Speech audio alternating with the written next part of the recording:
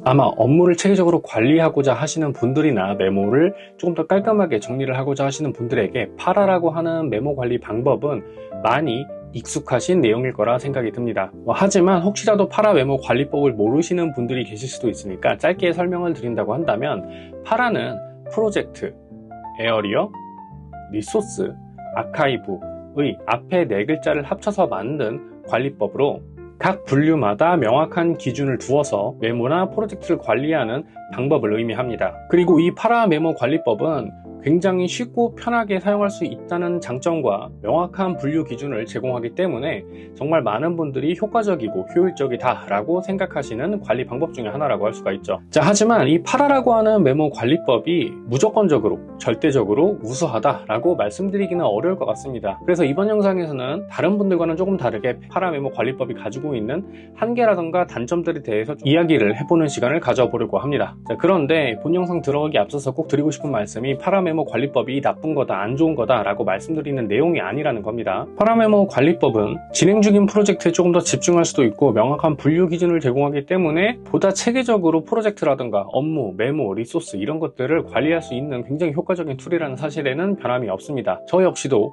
파라를 일부 채용해서 사용하고 있기도 하죠. 다만 그럼에도 불구하고 이렇게 말씀드리는 이유는, 파라 메모 관리법 역시 경우에 따라서는, 혹은 사람에 따라서는, 직무에 따라서는 효과적이지 않은 메모 관리법이 될 수도 있기 때문에 이를 잘 판단해야 한다라는 의미에서 제가 말씀을 드리는 거니까 이 내용을 참고하시고 이후 내용 함께 시청해 주시면 좋을 것 같습니다. 그러면 진짜로 본 내용 시작해 보도록 하죠. 자, 제가 먼저 말씀드릴 파라 메모 관리법의 단점이라고 한다면, 첫 번째로는 초기 설정을 하는 데 있어서 다소 어려움이나 불편함이 있을 수 있다는 것입니다. 파라는 앞서 말씀드린 것처럼 명확한 분류 기준을 가지고 있기 때문에 이용이 굉장히 쉽다라는 장점이 있습니다. 하지만 만약에 내가 기존에 쌓아온 데이터들이 굉장히 많고 방대하다라고 한다면 이것을 리소스로 분류하고 아카이브로 빼고 이러한 과정들이 다소 불편함이 있을 수가 있다는 겁니다. 물론 이러한 단점은 내가 처음부터, 그러니까 아예 관리할 프로젝트라든가 메모가 없는 상태에서 시작을 한다라고 한다면 단점이라고 볼 수 없는 내용이지만, 내가 기존에 가지고 있던 데이터들이 굉장히 방대하고 많다라고 한다면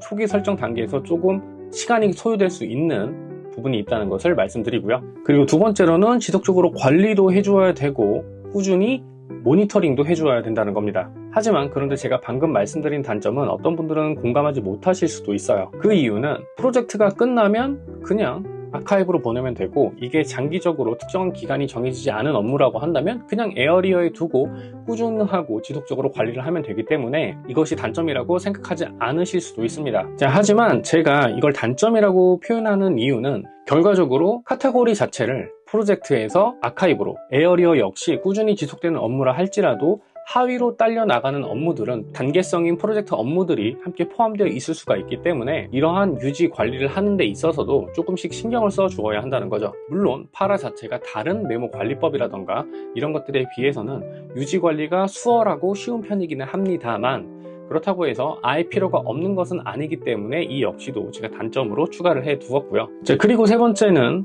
바로 분류가 모호해지는 업무인 경우 분류 자체가 애매해질 수 있다는 겁니다. 자, 예를 들어서 짧게 끊어지는 프로젝트성 업무가 있다고 해볼게요. 그런데 이 프로젝트성 업무들이 약간의 바리에이션만 줄 뿐이지 꾸준하고 장기적으로 진행되어야 한다면 이러한 업무는 에어리어에 포함되어야 되는 게 맞습니다. 그리고 이렇게 에어리어에 넣었다고 하더라도 이 영상 자체를 하나의 리소스처럼 사용해야 되는 경우에는 또 리소스에 포함되는 성격의 업무가 맞죠. 자, 이러한 모호한 업무의 경우에는 사용자가 직접 나름의 기준을 세워서 업무를 분류하여야 되는데, 이게 모호해질 경우에는 조금 답답하거나 파라가 가지고 있는 한계점이 드러나게 된다 라고 말씀드리고 싶고요. 그리고 마지막은 리소스의 함정입니다. 자, 리소스는 사실상 업무라고 분류하기는 좀 그렇고 어떠한 자료를 모아놓는 공간이라고 보시면 되는데, 이 리소스에도 엄청나게 많은 자료들이 쌓이게 되겠죠. 자, 그리고 이렇게 무질서된 상황 속에서 내가 원하는 파일만 쏙 하고 찾아내야 할 때 생각보다 불편함이 있을 수 있죠.